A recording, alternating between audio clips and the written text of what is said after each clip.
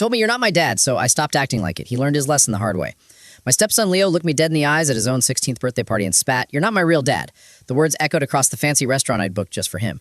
I was in the middle of telling him how proud I was, holding the keys to the vintage car I'd spent 6 months restoring as his gift. In that moment, something inside me snapped. "You're right," I said calmly, slipping the keys back into my pocket. "I'm not." And from that day on, I became exactly what he called me, just some guy his mom married. The very next day, he asked for a driving lesson. "Sorry, kid," I shrugged. "That's a dad's job. My role is mom's husband, remember?" He was furious, but I just reminded him his real dad was only a phone call away, in another state. When his SAT prep class rolled around, he stood by the door waiting for a ride. I wished him luck on his 20-mile walk. His mom had to leave a major meeting at work to get him, and the tension in our house was thick enough to cut with a knife. But the real kicker, a call from store security. Leo was caught shoplifting. They called me as the emergency contact.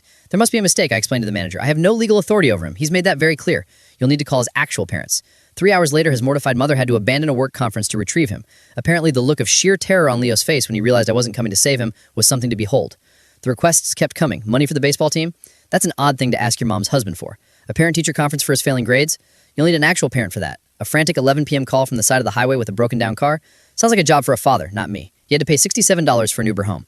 The final straw came when he got into a car accident. Standing on the roadside with flashing police lights, he pointed right at me and yelled, "That's my dad, he'll handle it." I looked at the officer and shook my head. "I'm not his father, sir, just a resident in the same house." The color drained from Leo's face as the weight of insurance, liability, and his own words crashed down on him.